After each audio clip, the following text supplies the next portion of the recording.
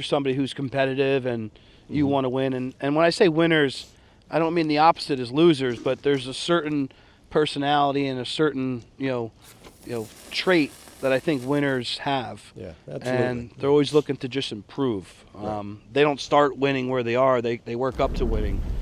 I know I got to work hard and I want to do that, but there has to be a balance of what are you trying to achieve and at what cost. It's scarcity mindset versus abundance. You're a guy that wants to give, and guess what? It's rewarding you, your company, your employees, your family. And that's what I try to do online. Again, I don't claim to know everything, but I'm just going to give you what I know. Dude, we all have the best time ever to start a small business. If I'm not going to be 100% in, I'm not going to do it. Come on, man, just be yourself. Yeah, and just show up as yourself. If you don't realize what I'm really about, I'm about freedom, family, and my country. So PDR, very well-known architecture firm. You've been at it a long time. Good guy. You seem to be giving back to the community. We were able to meet probably about like 3-4 months back at Starbucks for a couple hours. Had a little chat. And you seem like a great guy. You knew another friend, Chris DeCrease. And then I started to follow your social media. Thank you. And I see you're doing a good job with that. Your team seems to be working really hard for you. You have a good culture. You did some fun collaborations. I'm like, hey, let's pick this guy's brain. Let's see what he's been able to do. I know you've done some speaking events in the past in your respective field, and you've grown a great business. So we want to give you some love and maybe encourage somebody else that's watching that's looking to walk in your shoes. I appreciate that. So what's your last name again? Come on, I can't even pronounce that. Rugarber. Paul Rugarber. Paul Rugarber. PDR. Paul David Rugarber. Yeah, there's no way I can even pronounce that. So where did you grow up, Paul? Grew up in Freehold. I'm a Bruce Springsteen, so it was a good upbringing. It was a time before all the houses were out there, and we had a lot of cornfields around us, and got to play in the woods, play in the fields, and do things that kids don't do nowadays. It's so funny you say that. I mean, that's why we bought this house. Like, I wanted to revert backwards. I make my money, in finance, but I utilize content to try to push my passions and help myself, my business, and others. But technology is crushing kids. I think it's so nice to be, just ignorant at a young age and playing on a dirt bike or playing in the mud, playing on a tractor. Yeah. Did you ride dirt bikes? What were you doing out in the woods? No, we just shooting guns? Rode our bikes. Rode our bikes bikes out there. Didn't shoot guns out there, but rode around, had fun. They made rope swings over streams and, things just that living. Kids should do. So were you a good student always? I was an average student. I was good. I got, I'll say my sisters were smarter than me, but I got straight A's through high school. And I got in with like a good group of people that were smarter. Learned the value of having to work hard for something, because I did okay, and then in freshman year took a few tests, didn't really study for it, thought I was smart, and did horrible on them, and realized like, oh, you got to go to work. Actually work a little bit. But yeah, good group of people. Who you surround yourself with makes a big difference, and you see someone's work ethic, and you realize like, oh, like they're doing good and they're working hard, like maybe I should be doing something like that. Yeah. Good catch, by the way. Almost just lost the light. Yeah, it was. Yeah. Well, now, was that in high school you started to kind of be like, hey, maybe I should surround myself with winners, for lack of a better term? Yeah, I would say. Not that I was with, losers before that, Yeah. but seeing people that excelled at what, schoolwork even, or sports or anything like that, and then seeing, hey, like, okay, work hard, get something as a reward. It automatically pulls you up.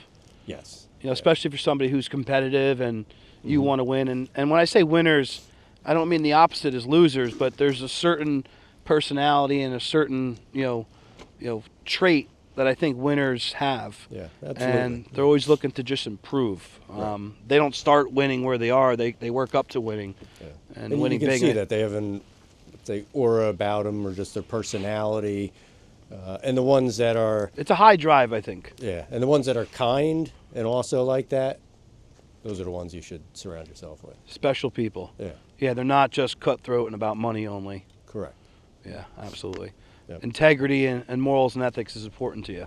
Yeah, 100%. That's, the way I was grown up or brought up with my parents, and, that made a big difference to them. Were your parents religious?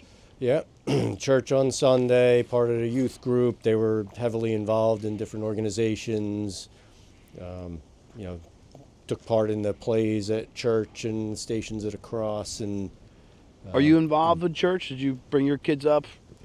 we Going to did. church and- I'll say I kind of fell out or stopped going a while ago. Not that anything dramatic happened, but just, we got busy with kids and sports. Yep. And kind of fell out of doing that. I think you could have a relationship with God if you believe in Him, not going to church. That's what I believe too. I still Yeah. wear the cross. I still believe in it. Kids, did all the confirmation and everything, but I feel the same way. You can live those values without having to have all the pomp and circumstance. Although I agree there's a certain reason for that, Yeah. and that's needed. But I think just living those values is super important to I think when you're a good person, other people know you're a good person, even if you're being imperfect at the time, or they maybe don't agree with a decision you're making. You kind of like find each other anyway. So that's like your church. So Right. if I have a circle of 10 people and they're all looking to better themselves and be good humans, we're all obviously imperfect and we do things wrong, but you have those people there to hold you accountable and pull you up. Again, Yep. that circle of people. Yeah, and then see others that, hey, they're a good person and they're doing this thing, and I respect that. Yes. You like that. You try and surround yourself with that. Absolutely. I do all the time. I think you're the average of the 5 people you surround yourself with. That's what they Sounds say. cliche, but it's always worked out for me. And Right. I definitely try not to be the smartest guy in the room. I'll tell you what, this smoke is killing us tonight. Between the wind knocking our sign out, you're the first Fireside with no sign. I apologize. We should have put a PDR banner like you said up I would there. appreciate that next You time. could have built this nice frame real quick, put it in there. But this wind and the snow is crushing our eyes, so Yeah. apologize if we're squinting. Where did you go to college? Roger Williams University up in Bristol, Rhode Island. It was Bristol. Gorgeous up there. I loved Yeah, it. Rhode Island's nice. Yeah. Did you go to Newport a lot? Not a lot, enough, Architecture is a 5-year major. It's, I'll say, very, very time consuming, so we didn't have a lot of time off. But again, that work ethic comes in handy when you're in a major like that. And Yeah, absolutely. didn't get as much time as I would have liked to goof off and do things, but you learn other values there. Yeah, absolutely. So as you got towards the end of college, were you then doing better with your grades and taking it more seriously? I'll say yes and no. So I was doing okay. I was doing well in college, but I wasn't. So I had never taken any classes or anything in architecture. I was always, like in high school, like I just kind of picked the major at the end. Like I liked the design aspect of it, but I hadn't taken any classes. So when I got to college, I'm up against people that had been taking drafting classes and sketching and all that, and I knew like absolutely nothing about it. I'd be looking at everyone else like, what are we supposed to be doing? Like, Yeah. I don't know. So it was a hard learning curve. But you liked it. But I liked it. I liked the challenge of it. I liked the creativity that we were being taught. So You gotta like it. You got to do something you enjoy, 100%.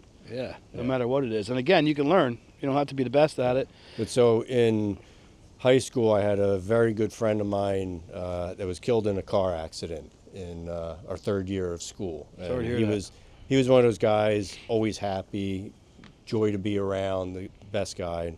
We would pull all-nighters to get ready for like final presentations of things. And so before Christmas, we had stayed up all night. He left, said, hey, I'm going home to shower and come back and get ready for the presentation. Fell asleep at the wheel and never came back. Damn. And that changed my life, like Did it make you seeing realize? seeing the hard work and seeing what's it worth to you, right? And so I know I got to work hard and I want to do that, but there has to be a balance of what are you trying to achieve and at what cost. And Yeah, that was a really hard lesson to learn at a young age. very hard. His name was Paul Harris, and we were good friends. He was just, yeah, Rest in peace to Paul. yeah. It's a, that hurts. That really. It does. I lost a friend, not the same scenario, but young on a motorcycle. Had a couple drinks. I don't think he was drunk, but big guy, but he did have some drinks, and ended up crashing the motorcycle and passing away, and it really impacted me at that age. Yeah. I think I was 17, he was 19, and just understanding, Mm-hmm. life is very, It's a fragile thing. Yeah, it's very fragile, and things can change. And that helps me nowadays. I'm a very driven guy, right? I'm always thinking, I'm sure you are too. We're building businesses. We're building Right. our family. We want a secondary home. I want this big home in the woods. And sometimes you got to stop and, smell the roses and enjoy it. Yeah. And if you don't remind yourself to, I'm a guy that's go, go, go, go, go. Right. And some people are anti-drinking. I think if you could throttle it, I don't think it could ruin people's lives. It's something that I enjoy sitting around having 2 bourbons and a Coors Light and shooting the shit with someone like yourself and just being in a, backyard around a fire pit. What's more American than that? Talking some shit. I love it. So after college, did you go take a job at a firm? What was your route? What was your journey like? Worked at a firm. So you do a 5-year program, then you got to do a 3-year apprenticeship work. I mean, it's a paid, but you got to work for someone full time for 3 years before you're eligible to take the exams. So I needed 3 years of experience, working full time for someone. Took a job, worked for a couple architects, and then one of them, he was a good architect. I guess taught me a lot for like a year or so, but we didn't really get along. How come? I don't know. Are you bad at taking direction? I'm a little pig-headed. Let's say don't play well with others all the time. Like I want to do my own thing and control my own destiny. You want to wrestle? What? I can tell you're ready to go. Already. You got to be that way to win. Yeah. You know what happens? Guys like you and I get misunderstood.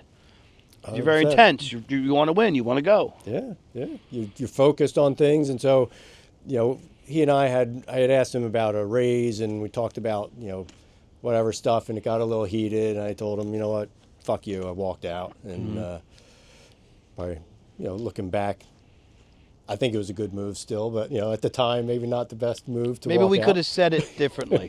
That's what I always Burn say. your bridges, it's okay sometimes. So I just.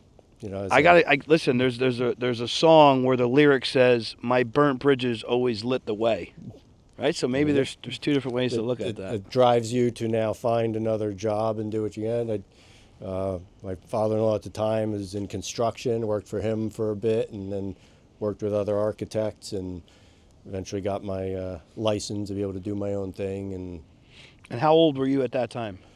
When I got my license? Yeah. And did you start your own thing at that time? No, I worked for a design build firm. That was always one of my dreams because my dad had a remodeling company.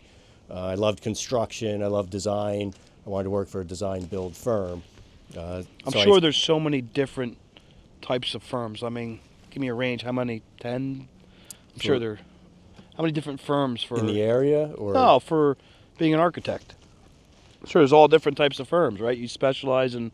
Yeah, so it's either, like usually you're doing straight up architecture or you're doing construction, but the design build is a firm that has both of them together, right? So they have the architect aspect, they have the construction aspect, so you get to use both trades. So I started in the office working on them. We were doing a 32,000 square foot house we were designing, and then the guy that was running it as far as construction needed assistance. So I was out every day helping and doing that because I had the construction background, and then they asked me, like, can you just take this job over? Can you run it? So I ran it, construction, and then I stayed in the field running construction jobs for like 14 years because I love that aspect of it. That's why you see all my videos are, I'm out on a job site, you're looking at things, talking about things. Yeah. Like, that's the part I really enjoy. And so I started my own. So you weren't really doing so much architectural work at the time. You were doing more of the, GC work. Right. So I was doing my side architecture because I had that from when I was in college. I was always doing side drawing for people. My dad had a lot of contacts, so I would do work for contractors that he knew that needed little things. And so I built up that as we went along, did the construction stuff. So let me ask you this. I'm sorry, I'm getting smoked over here by the smoke. How much did that help you working in the construction side and then going full-time into doing the architecture I would say everybody should do that. If you want to be an architect, you should because understand. you're actually now seeing it implemented. You should understand how the pieces go together, what problems they run into, how it all happens, because that just gives you a deeper understanding. Right now I take my team out weekly, we'll go to a job and look at it, and I'll talk about things, because you have to see that. On paper it's different, you don't get a true feel for It's it. kind of like a compliance officer in the finance space. Yeah. I call them up and I know exactly what I'm doing for my client, but they like to try to tell me that they're smarter than me. And they're like, this is not actually how. I'm like, no, you're just following some rule, dude. Here's reality. Here's what goes This is on. what really happens. Yeah, and I'm sure you run into that in construction all the time. Like, hey, yes, we spec'd it for this, but the earth is sitting like this, so we just have to, go about it a different way, right? Yeah, which makes then, changes and things like that a lot easier, because I speak that language. I understand what they're talking about. I've seen a ton of stuff. What can I'm go sure they're wrong. frustrated on the other end when they got to change something, right? Or Always. or on both ends. Right. So you did that for 14 years. Did you stay with that firm and go to the architect side, or at that point did you? What was left. your next move? I left after that, 2008, started my own company. How old? I don't know, born in 69. Not good with math, I'm an architect. Give me a roundabout. Were you Around 35, 40 years old? 40, yeah. 40 years old? So Yeah. now at 40 years old, you're like, hey, I'm ready to take the step. Do you wish you took it sooner? Yeah. So it was funny because I wanted to take it sooner, but every job we were working on, like I'd be finishing up, I'm like, all right, I'm gonna leave after this. But then like the next job would come in and like, oh well, that's cool. Like maybe I'll do that job. I want to build that one, and then I'll leave and do something. But Did you ever think that was like subconsciously because you were afraid to jump? probably. Yeah, I see It's it a lot. scary thing. Yeah. You got a family, and you're saying, okay, I'm making money now, doing this, but what happens when I step off that cliff and I'm on my own entirely? 100%. One of the things that I saw over the last few years with some of the coaching, and I kind of hate the coaching space now that I was in it, but I truly wanted to help people when I kicked this whole podcast off. I was a guy who struggled to get here, and again, I'm not somebody who's worth $1 zillion. I'm just a guy talking shit in my backyard, and I've been able to obtain the dreams for my family, and I think I have a little bit of wisdom to give. And one of the biggest things that I was able to see, you had this guy in a W-2 job working 85, 90 hours a week with this side business that was doing pretty good, but he couldn't get it to the income he needed to replace his income because there's only so much hours in a week. That's right. And I would be like, hey, Trevor, Nick, like you got to take the leap of faith. You got to believe in yourself at some point. And again, I think everybody's tolerance of dealing with working for someone, the fuse is either a little bit shorter or a little bit longer. Right. Mine lasted about from 19 years old to about 24, and then I was done. All right, but I have ODD. I don't really like to take orders from others, just like you were saying. Yep. I wanted to do it my way. I don't want to wear a suit. I don't want to have to play gay golf. I want to make money wearing a flannel and, again, talking shit in my backyard. And Right. I've been blessed to do that. Thank God in I America. think once you take that risk and you take the leap and you see that it's not, I say it is as scary, it's not as scary. There's hard times. So I did it in 2008, and the economy that was a great year. crashed. I started November of 07 in the finance space at 19 years old. I didn't graduate high school, got kicked out, somehow got the investment license. I was like, wait, hold on. So I can get an investment license and go roll $1 million tomorrow with no high school diploma. I'm like, America's the best country in the world. And then 2008 obviously hit not too far after that. That was interesting. Yeah. So that was a very tough time to start, but Now, hold on, time out. Did you learn a lot in that down market? Because I did. yeah, 100%. I learned that your network is everything, right? That's Yeah, that's so it's how the I strong got to know relationships. you, because everybody around me recommended, hey, you got to get to know this guy, Rob, and Ryan. and So what did you think looking at Fireside and me from afar? Be very honest. I don't like liars. You look like an honest guy. I liked what I saw. I liked where you're promoting what you're trying to do for others, right? And that's what I believe in, and I try and do myself, is how do you mentor others? How do you not only, people that are selling stuff always give you like a little snippet, but it's really not enough to actually learn anything. Whereas you're like helping people, hey, here's the whole story. Here's what you need to do. Yeah, I Guiding failed. people in that way. And that's what I like when people do. I don't like when people are just trying to sell you something. Hey, here's a little bit, buy my course, and you'll actually learn it. Like, just Yeah. tell me, because most people can't use it anyway, right? Like, we don't know how to implement it or do The it. doers are going to do it. The doers are going to do it. I think a coach is good for kind of your mental head game sometimes.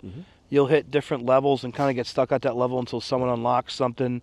And I think it's good just to it could maybe even be a psychologist. I mean, who knows? But just sometimes the head you got trash. sometimes you got to just get rid of the head trash and someone sees something in you that you're not to that level yet of confidence. But I was a terrible business owner at it because I would just fire people out of the group. They're like, oh, we can't just network in here. I'm like, no, like you got to help other people, like get out. And before I know it, I was, really not profitable. But it all started because I really wanted to help people. And that was a big thing that resonated with me as I watch you. I think you're obviously older than I am. How old are you, by the way? 54. 54. You're wiser, right? We may be a little bit different of personality, but I do pay attention. I do learn from you. I do learn from your social media. And I want people to learn from mine, and I want them to learn from you, listening to this podcast. And I think that the big guy upstairs, the universe, Muhammad, whatever you believe in, put me here to do this podcast. And it sucks in the right people. And there's a lot of bad people that get brought in too, but I keep my grass cut pretty low, and I'm not afraid to throw them out. Right. And you end up finding the diamonds in the rough, like yourself and Chris Sager and a lot of people who are in my ecosystem. I'm not crying for you, Paul. The smoke is killing me, although I want to. I shed a tear. So tell us about launching a new business. Launching a new business. So I had been building up, right? So I had been always working, doing side business How much stuff. money did you have saved at the time? You seem like a Not saver. very much. You were Had tight. 4 kids. You had a runway. Had 4 kids. Just put wife through school and went through her. But give people that perspective because someone may be in that boat. How much was it? I don't know, maybe 20,000, maybe, if that. Probably more like 20,000 in debt. But Some people got like 150,000. They're scared to take the leap. yeah, definitely had rung up all of our credit card debt. So we helped put my wife through school. She wanted to get her master's. Did that, becoming an anesthetist. So that was a very difficult time. Then going into You're both busy. Yeah, we're busy and got the kids running around with them. So And I how many love kids, by the way? I'm sorry. 4. 4 kids? So I had 4 then. I'm remarried now, so we got 6 altogether. So we're like the Brady Bunch. Wow, that's a lot of kids. It's a lot of kids. Come on, name them. You got to give them a name. We got to give them a shout out. So we got Jules is the youngest. She's 21. And then Tori, Joey, and Alex, Allie, and Sam. I thought you were going to forget one. That would have been great. I'm trying not to. They would yell at me. That's a lot of kids. Yeah, That's a so lot it's of a work. lot of kids, but it's a lot of fun. I was at 21 to 33 in age. And Neither of us are Dr. Phil, so we got to spend a ton of time on it. But marriage and business ownership is hard. It's really hard. It's something I won't say struggle at, but strive to get better at. The communication, same. the what's inside my head. I like to keep shit inside. Well, you're just thinking. You're just thinking. You don't have time to talk speak it as well. I know. It's in there, and so I'm working on. I'll that yell at my communication. team, or I'll get frustrated about something. And they'll be like, "No, you didn't say that. I know you think you said that in your brain. You said it in your head. You got to tell someone, but you didn't actually tell them." Yeah. I struggle with the same stuff. Yeah. So you launched this business, $20,000. What was your first big deal that you landed that you felt like, all right, I'm going to be okay. I can pay the bills? So a house off Princeton Ave in Brick, right on the water. Started out as like a 5,000 square foot house, ended up like 11,000 square foot house. Just wanted to keep adding and making it bigger and bigger. Oh, so you're even a good salesman too. Yeah. You were upselling them. But that one, that gave me, I knew I was capable of it, but that gave me more of the confidence of I actually did it. I produced this gorgeous home that, okay, yes, I can play with the big guys. I'm not afraid of it. Because you got that head trash and Gives you the confidence boost. I'm not as good, but you do something like that and okay, now you feel better and now you have that in your portfolio to be able to show other people, hey, this is what I'm capable of.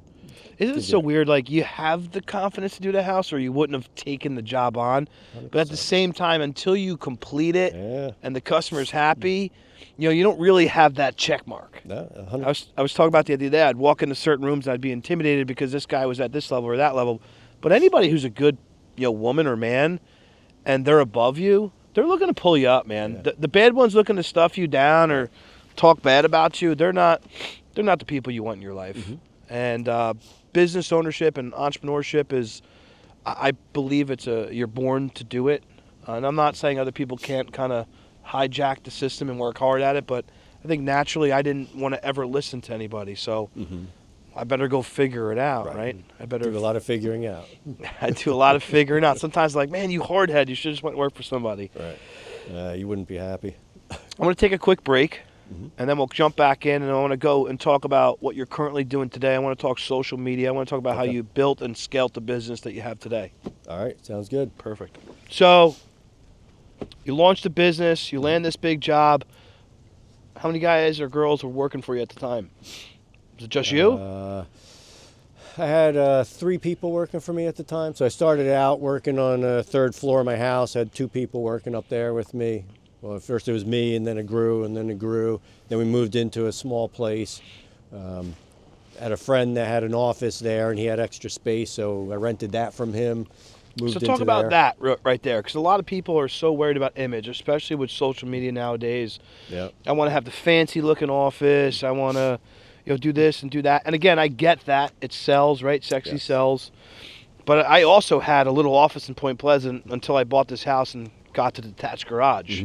My partners had beautiful offices. That was mainly funded by the firm. That wasn't Ryan's office. My office was like over on Point Pleasant. What the heck's that building? It was like, I think it's probably built in the 70s. Across from like the quarter car lot on 35. Yep. There's nothing fancy. And nowadays, a lot of people are like, oh, I'm going into this office. It's $10,000 a month. I'm like, what? You're a new business owner, man. It's not that important. You got to bootstrap from started in 2008, so I didn't have any choice, right? Work out of your house. So I had a 3rd floor, worked out of my attic up there, and then brought people in part-time coming in there, and then full-time working in there. How did you like working from home? How did you like working from home? It served a purpose, right? So I would have loved to have an office, but it wasn't affordable at the time, and I didn't really need one.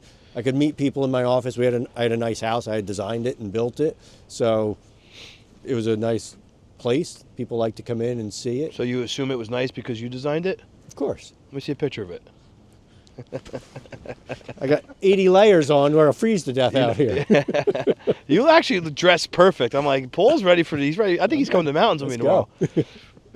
With this house, and it's 6,500 square feet without the basement, you still don't have enough places to hide with young kids. They just know where you are. They run around. They're playing. Having this detached garage allows me to have the office at home.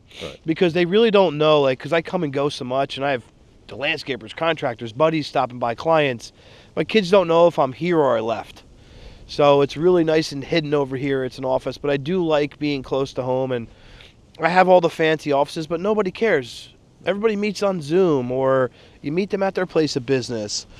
An office expense is so unnecessary, young in business, and I did that wrong. That's why I'm telling people. I was downtown Seagirt, renting from the Mulligans, who were super generous to me. They was late sometimes. They were an amazing family, and it was a big expense, young. It was just not necessary. So image means a lot, right, to everybody. It does. But they're buying the product. They're buying you. Yes, they're your buying service. What you can do. So if you're an honest person and you can sell a good product, that's what people want. You can meet them at their house. You can meet them at your house. That's not going to matter as much as what you're selling. You got to be selling a good product, because if you're not selling a good product, I don't care how fancy of an office you have, it's not going to work. It's just like the guys in the advisory space. They can have, a super expensive Porsche, and you get to the table, and now they have no ability to really add value. And obviously you're not going to win that client over who's a successful person. And I wasn't talking about Chris Egger because he has a Porsche, because he's a smart guy. I would have got a white one, but I won't go there. So it started to scale. You got this office. It was just word of mouth? Were you spending some money on marketing? How did you scale? Word of mouth. There wasn't any marketing or anything. The only thing I was doing back then is Facebook. I would do posts on there, and then I would do a lot of motivational posts that I did. I always enjoyed that aspect. So I would, each morning or a few days a week, I would go out and just talk about something to try and lift other people up.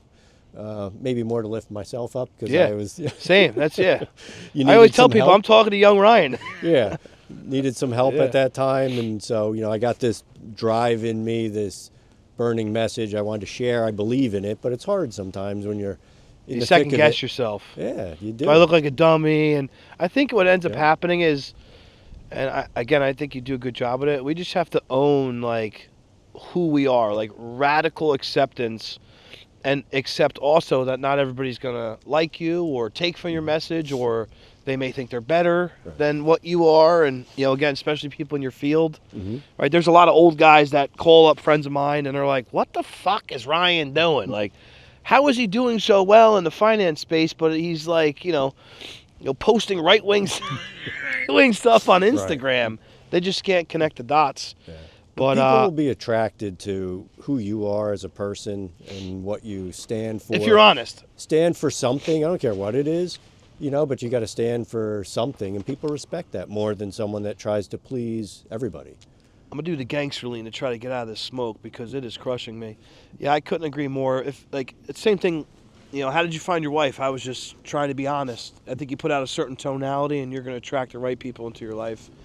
And that's what has worked out for me. I'm trying to share my journey online. I see you sharing yours. Yep. Something that bothered me, and I won't spend a ton of time on it, but I was up in Wyndham, and one of the reels that went viral was me handing the guy $200 or $250 for his kids for Christmas.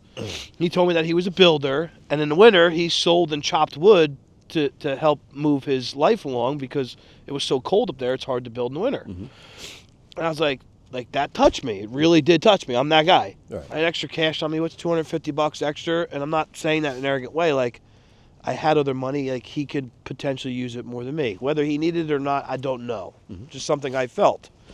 And people are like, "Oh, why are you posting, tipping people online?" Like, maybe I encourage somebody else to do something nice. Like the other day, my water guy pulled out of here. I was coming back from the Atlantic Club. I'm soaked in sweat in the sauna, and he had 60 cases of Poland Spring bottled water out on the road in the rain. And I got out and I helped him do it. And I'm like, it'd be kind of cool if there was a camera here, like just captured like me stopping in the rain and helping this guy because he's got water bottles all over the street. And I think social media is very powerful. I think it's also evil when used improperly. Right. But you wanted someone to capture, not to say, "Look No. at me, I'm awesome," fuck but to that, say, "You should do a good deed Correct. because we should help each other." And it made me Right? feel good. And there's something more I want to elaborate on with the story, and I don't want to come off wrong, so I don't know if I'm elaborate. You think I should elaborate on the story more? Operate. Yeah. It was his words. Yeah, it was his words, and there's nothing like made up about this. I hope he sees this. But he was a young African American man and delivery guy. He was actually delivering to my house. I just assumed he was. I didn't know. He was a new guy. And I didn't pull up and say, "Oh, there's a black guy in the street or an Indian or whatever his skin color was." I said, "That sucks. You just dumped water all over the street and it's raining.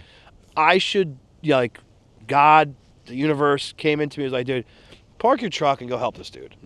And halfway through, he's like, they don't show you this shit in the media. I'm like, "What are you talking about, man?" He's like, "A white dude getting out of his truck to help a black guy in the rain." And I'm like, "What do you mean?" He's like, "I don't know." He's like, "I just kind of used to feel a certain way. Maybe I'm feeling differently now." And I don't know. It was cool. I felt kind of like a real surreal moment about it. But imagine you had a camera on that. Like, it captured it from I didn't know it was there. He didn't know it was there. Like, social media can be very powerful when used right. And It can I'm be trying to very use. deceiving when not. Yeah, and you get misunderstood, especially some of my content. I punch at people to try to motivate them, move them off their block, and that can be taken in an arrogant way. But everything I'm trying to do is really for the good. That's how this whole podcast started. That's why I think I met you. I think you're a no bullshit guy. If you thought I was a bad dude, we wouldn't be sitting Wouldn't be here. Yeah, I could tell that in you. I could tell that in you. I mean, plus you know Chris, but now I'm starting to question you.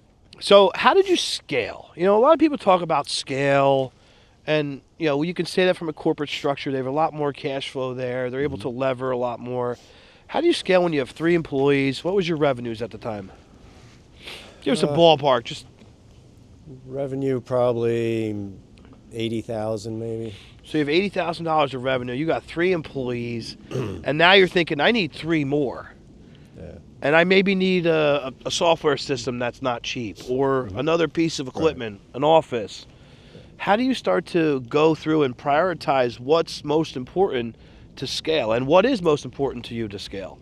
So most important to me was putting out a good product, right? Because people come to me because of referrals, because I got to know a lot of contractors as I was doing construction. They were giving me referrals because they know me, they liked me, I treated them fairly when I was running jobs.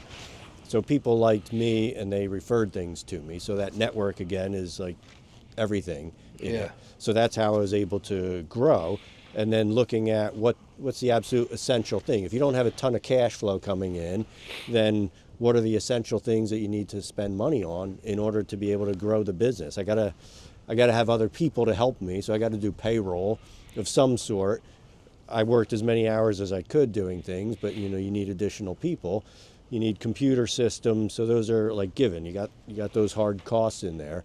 Everything else, can you live out of your house? Can you rent space from a friend? What are the cheapest ways that you can work on the business, perfecting your business model so that you can give a superior service to other people? Yeah. When I first met my wife, I was living in a condo in Point Pleasant. But prior to that, I definitely could have bought a house if I wasn't investing in my business. Even taking a group of people to dinner and spending $1,500, I knew that no one my age could afford to do that because they had a home. But they had W-2 jobs. And again, I wasn't hating on that, but I was building something different. So sacrifice. Yeah. And finally, when I met my wife and we got married, I was like, okay, this is the next step. I could buy a house. And then I bought that house 6 years later. I had the ability to buy this house. And again, that was delayed behind some of my friends purchasing beautiful homes and living differently, even travel, right? Traveling different than I did. And I think it's really important to be wise with your cost up front and really focus on the essentials, like you said. Yeah, it's a matter of what's important to you at the time and where are you headed with it, right? So you're not keeping up with people that you know, but doing what's important to you and like I wanted freedom a lot. That was one of the reasons I wanted to work for myself. I had kids, I coached the kids. I wanted to be able to spend time with them, go to their schools, Yeah, absolutely. take time off when I needed to. So that gave me the freedom. I could do that, and then I could work till 2 a.m., 3 a.m. if I had to. Whatever it at home. took. But that freedom was more important than more pay somewhere else. And I knew, I had faith in myself that I can build this up. I can make that money up that I'm losing now.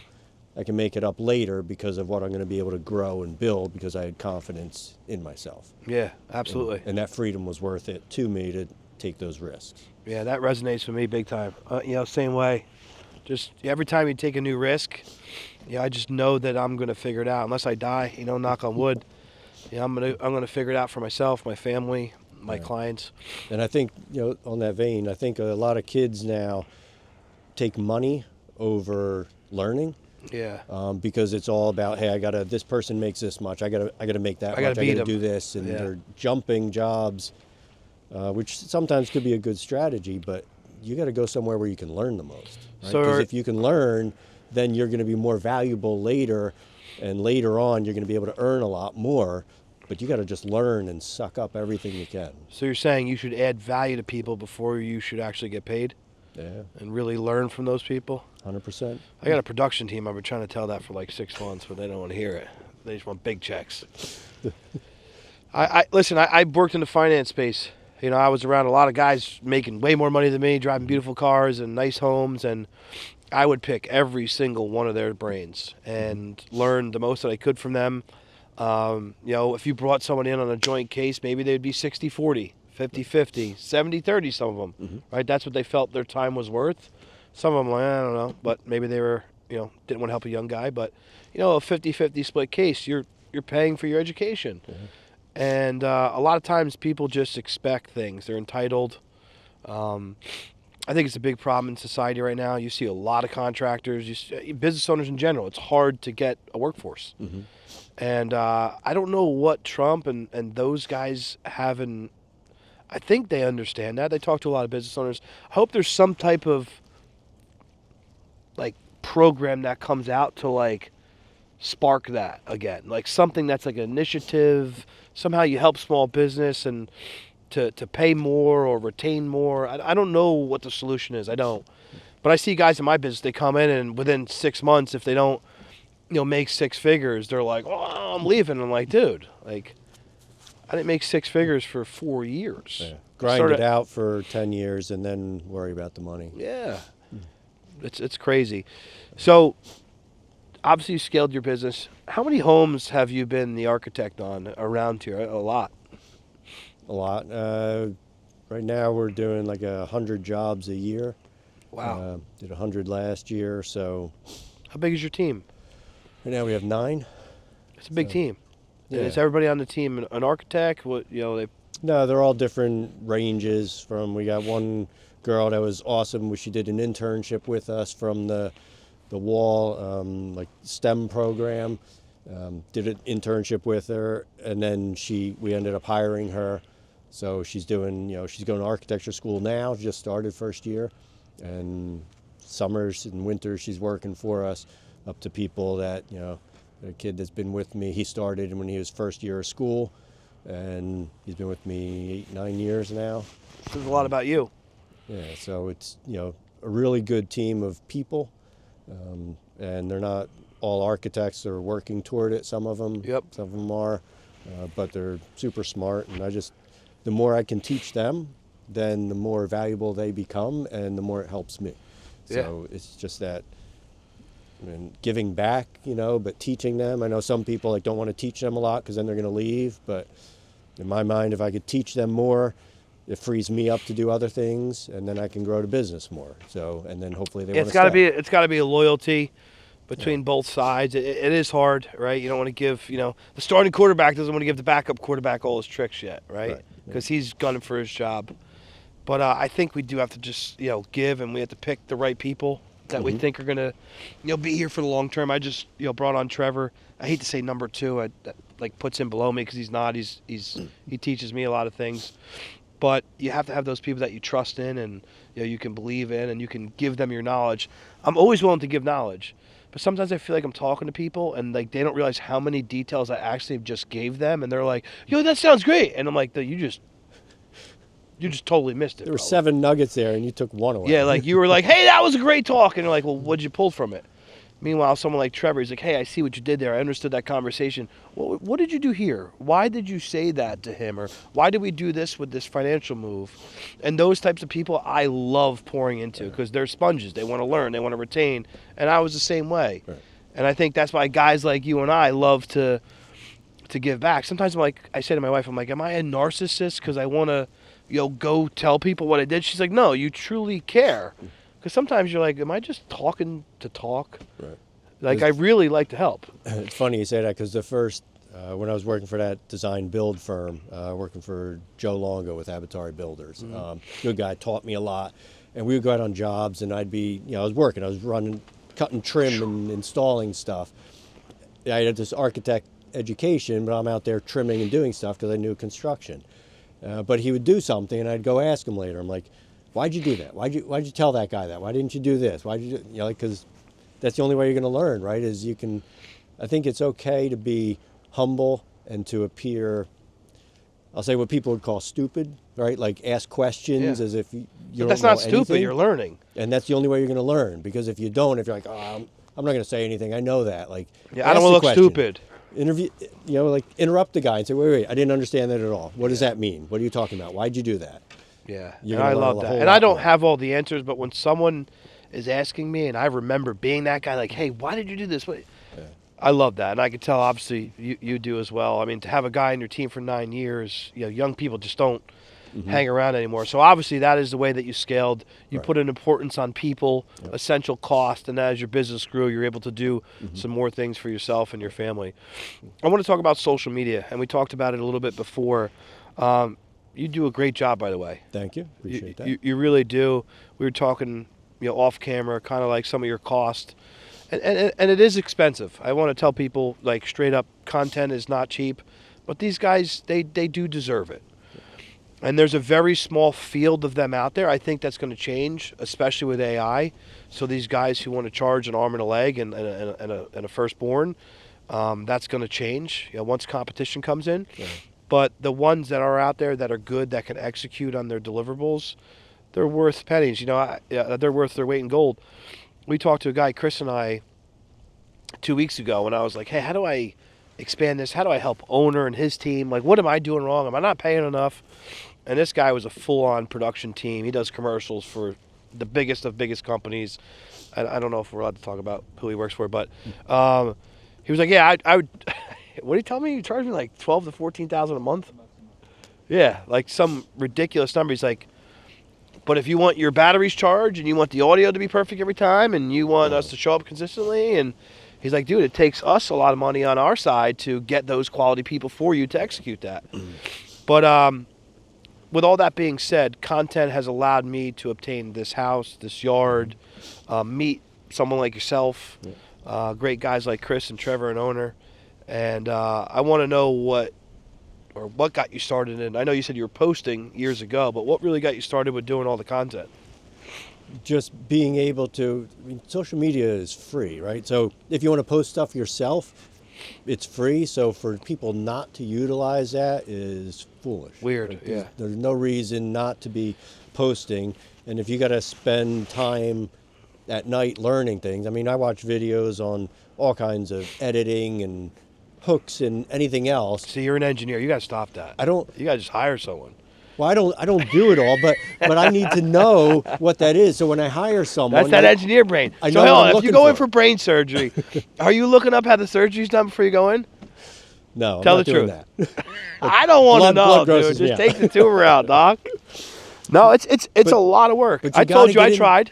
I failed at editing. I was terrible. No, you got to get into the weeds. It's way time consuming, and I don't ever want to do it. But I want to know like what you can do or what the possibilities, or what Yeah, you should do. that makes sense. So that when I'm talking to people and I'm hiring people, I know what I'm talking about, and I know if they're bullshitting me or something, and I know what's a good deal, and so I know what to look for. Yep. But spending that time, and if you don't have the money to hire someone, then okay, what's your time worth? And if you have more time than money, then spend the time. It's out there on the phone. Like, watch a YouTube video and figure it out and implement it. Just point and shoot for now. I mean, anything is better than nothing. Right. So that's what I coach some other architects, and the biggest thing is do what is absolutely the simplest thing that you can record something and then post it. Right. I just want to say again, I'm not crying for you, Paul, even though I do love you. I'm getting crushed over here. I know I love you too. What do you think I know what I think it is. What do you think the biggest thing is stopping people from picking up their phone, and whatever your business is, doesn't have to be yours or mine, and recording their work or recording, what it is that they're doing and promoting themselves? Because my voice sounds terrible, I look terrible, people are going to judge me. Yep. If we could just get out of that skin of I'm worried about what Ryan's going to think about me, and just put it out, because there's going to be 10 people that love you for every one that says, I don't like you. Maybe one. All we need is one. And maybe that's the perfect one. Yeah. Right? Maybe that person, ends up throwing you, millions of dollars in business over your lifetime. Yeah. But I think people are not as judgmental as we think they are, right? Yeah. They are judgmental, but we're all judgmental when we look at other people. But that judgment of, if you just do it, people are going to respect you more than if you didn't do it. It's a man in the arena. And again, they may still bust your chops. Right. They're like, Paul, you sound like an idiot on that one, or you jumped in the hole, you almost broke your ankle, whatever it But may I be. got 2 clients out of it. Yeah, exactly, right? And I feed my family, so it's worth it. It's 1,000% worth it, and I think anybody that's not jumping back in, I'd take a quick break again. Killing my eyes. Social media, obviously point, shoot, or hire a content team to do some really pretty stuff. But what I've discovered, like even some of the biggest accounts, if they just turn their phone around and they have something to say that their, I call it their digital army wants to hear, people are going to like it. It doesn't matter how pretty it is. And it's super important. Even if you just impact the people in your ecosystem that like you. Let's say you have 500 followers online. You don't have 50,000. You have 500. Those people could be your customers, or they can refer you to your customers. And you and I were just talking off camera quickly. You're like, hey, I dealt with a lot of builders and other people who are referring me business, which you appreciate. But you wanted to go direct to consumer because it doesn't have to add another layer of communication or potential cost. You want to be able to go direct to the homeowner. Social media has allowed you to do that. Talk about that a little bit. So one of my goals was to go from more referral driven from builders, which is great. We get a lot of referrals, clients, builders, and all that. But I needed to be able to reach out more to homeowners directly. And that's, like you said, social media is the outlet for that. And then, so how do you do that with limited time?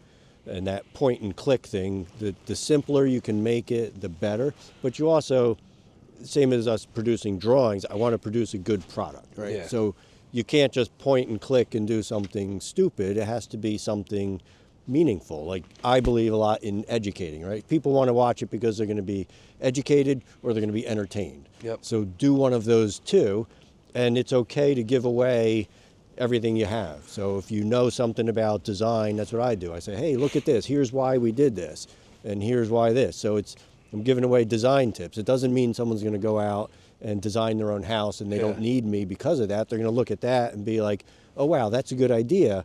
I like what he said. Oh, that's a good idea. That's a good idea. Let me call him because I need a house designed. And so that's the way we've grown, is just educate people on, here's how I go about designing this. Here's why I did this. Here's the color scheme we did here. Here's why I did these gables in this roof. Yeah. So if you can educate about whatever business that you're in, people respect that, and then they're going to call you. They're not going to use that and say, oh, I don't need a financial advisor. I'm just going to go and do it. He told me what I need to do. I'm going to build this charitable LLC myself. Right. They're going to say, oh, Good luck, pal. Ryan knows a lot about that. I'm going to go use him. Right. Yeah. That's what they're going to do. And so But that's you know what we that is? found. It's scarcity mindset versus abundance. You're a guy that wants to give. And guess what? It's rewarding you, your company, your employees, your family. And that's what I try to do online. Again, I don't claim to know everything, but I'm just going to give you what I know, or what Paul knows by producing this show for you. Right. And don't be afraid of what other people are going to say. Go with your heart and say, hey, I want to educate, I want to help. And if you go with that thought, that mindset, then you're going to be able to be successful. And you may absolutely suck in the beginning. Like I used to do... Oh, you should see my early videos. They're terrible. I used to do videos on Facebook and like motivational things, and I'd have to do 50 takes in order to say something legible. To not feel like I feel like a loser. No one's gonna listen. Right, but then like you'd be stopped at a store, like, hey, you're that guy that does that thing on Facebook, and you're like, oh shit, I feel good now. Like someone. It's so funny. I call it 5 Mile Famous. I got to give credit to Joe, Contractor Hughes. Dynamics, but we'd be in a restaurant or a bar or the grocery store, and people would come up, and my wife starts saying like, oh, you think you're famous, and I'm like, oh, babe, I'm famous. What? I got a podcast. Yep. But again, you don't have to be something on a national level. Right. You just have to be something that's in your community, in your town. Let's just say you have a retail storefront. Do something interesting. Do something that's different. A lot of people have podcasts. They're not shooting it outside in the snow. So be different. It doesn't have to be fancy or super expensive. Just be different. Yeah, I think you can do it as simple as possible for as long as possible to keep your costs down and to make it easy. If you can just shoot something and then post it, it's so much easier than shooting 10 different angles and trying to edit it together, because you don't have time as a business owner to do that. So until you can hire someone to do that, super, super simple, and just get content out, and then you're going to get better at it. And then by the time people start, it picks up traction, you're going to be actually good at what you're doing, and you're not going to be crappy at it. Because if in the beginning I hired a team, I would have still stumbled over all my words. Yep. But as you get better, because you're practicing now, you get the reps. And it's simple, repetition, right? Yeah, you get the reps. And I've always been a one-take wonder, they tell me. Ryan just lets it rip, because I really just try to be me. I don't really change. Obviously, if I'm in a professional setting, I'll tone down certain things, but I'm just me on camera, off camera. So it's very easy for me to be like, I don't care if you're judging me, but that takes a lot. I know other people don't think that way, but I'll say, like, we're interviewing some of the governor candidates. We have this gentleman, Scott Presser, coming on. I've had the guy on the podcast who's produced all the John Wick series. We've had the Diesel brothers on here. We've had a lot of really big names, and I'm just a guy in my backyard talking shit who has never done any type of film production, and I don't prepare for a podcast ever. Like, you're like, hey, what are you talking about? I'm like, I don't know. Let's just talk about you. Where'd you grow up? I don't even know. Right. And so how do you get out of your own? Most people get stuck in their own head, right? Of I think I'm because not people try to worthy plan of too much. this. How do you do that? There's levels to everything. So I'm worthy enough to teach the young Ryan who was, looking to just try to get to make 80 grand a year, right? As a business owner or a sales contributor. I believe I'm worthy enough to teach the business owner who was making $500,000 of revs that want to go to $1 million, because I've done that, right? I think I'm worthy enough to teach the guy who's doing 100 million revs, but he has no life with his family, right? How did I create this balance? And I think what I have created is the ability to be uncancelable, right? I'm somebody who obviously, holds the MAGA hat, and I hold it proudly. But as you can imagine, that alienates a certain percentage of the population. I wish it didn't, because I really do love all people. If you're a good person, like, it's cool. I just don't get down with certain shit like the trans stuff and teaching kids about sexuality. It's just not cool to me. I don't think we should be bombing people in other countries just relentlessly and killing children, no matter what side you're on. And I don't think the United States of America should pay for all that. So I think that a lot of people can actually agree on that, right? But that obviously alienates me to a certain demographic of people. But since doing all of that, I've been put in front of some of the best people. So maybe I alienated 50%, but I found 3% that were super important people. Like a Chris Hager, right? He's a great strategic partner for me, as I am for him. And we work really well together. We work on some sophisticated stuff, and there's areas that he's super strong in that I'm not, and vice versa. I've met, some of, the people in the state that affect, the rules and regulation. And now I'm able to interview guys like Bill Spadia, and we're working on getting Jack on, and this guy, Scott Pressler. That is all due to social media. Just some guy who said, I'm going to get out there. I can help the next girl or guy in line just by telling my story and being vulnerable and leading and giving motivation. Someone may come on my motivation and be like, this guy's an idiot, right? I fly around on private jets all day. I got so much more money than him. Put that guy in front of me. I'll challenge him and check him any day of the week, I promise you. Because I'll tell him he's a piece of shit human. I don't care if he got more money than me. But so you're thinking about the people that you're helping. Yeah. Rather than, oh my God, this guy next to me is better than me, makes more money than me, anything else. Right? Yeah, because and if that's he's an important piece. Because if he's a good guy or gal, they've been there. They say Ryan's working hard. Ryan's got a goal. He's working with passion. I was there once. And what's going to happen is those guys who are good guys are going to see something in you that they saw in themselves young, and they're going to turn around and help you. So it's allowed me to turn around and help people, but it's also allowed guys above me to turn around and help me. Like, oh shit, Ryan's doing something maybe that we should do. I've called up friends that are very wealthy and be like, hey, thanks for the help at the event. This has cost me $100,000. I know you're worth $50 million, and I'm stroking the check for $100,000. Why? And, again, they didn't want to get involved in the politics. Here, Ryan, here's $3,000 towards the sponsorship. And I appreciate those people. That's what helped all of this go the last 3 years. But why not just get out there and share your journey? And again, I know people got businesses and boards, and people have different views, and, business is business. But I think if you're honest and people are good people, you're going to attract the right people to you. It's always like, find your people. Social media has helped me find my people. I ran up to 45,000 and ran down back to 30,000, and now I'm running back up to 45,000. But I shaved off 15,000 libs, and now I probably got 15,000 centrists or, MAGA people. They're going to do business with me, and I'm okay with that. Whatever you believe in, go at it, because there's people in your niche that believe in the same thing. Correct. Again, don't try to please There's everybody. 14 million people in New Jersey. So let's just say I alienate 50% by saying I like Trump. I can't service 7 million people. There's 400 million people in America. Let's say 50%. Obviously, you get the point. I think a lot of people are afraid to own where they're at. They don't know who they are. And once you do, and you've, become radically accepting of like some of your flaws and things you're working on and some of your strengths and play on those, like you don't, excuse my language, you don't give a fuck what anybody else thinks. And it's been the most amazing tool for me in my own growth. And, from a business marketing standpoint, I met some of the greatest people and done some really big deals because of social media. And not to mention the ripple effect of everybody else around me. I can't calculate anymore. I used to try to kind of keep a tab. Even in the beginning of the pit, me and Chris and some other people who are like accountants, they're like, hey, we got to have like a form that tracks like all the deals that go on. It's impossible. Because you don't know the people that did deals that connected through you that you don't even know who connected through you. Imagine the ripple effect that you're creating in your world for builders, young architects, your customers that you're connecting that you don't even realize you're connecting. And you do that when you get out there and share your story. And I think if you're doing that with integrity and honesty, social media can take you anywhere you want to go. And if you don't understand that beepers are dead and the cell phones are out now, it's the same thing with AI. If you're not getting on AI and you're just trying to do everything yourself, you're going to fall behind. And I've always been ahead of the curve. I just kind of pay attention. I'm not sitting on the golf course with a beeper while the other guy's answering the phone going, yeah, I'll take the order. I'll roll over $5 million for you, Ryan. And I'm trying to answer him back on the beeper, right? It's stupid. So there's a lot of people your age, to give you credit, that don't adopt it.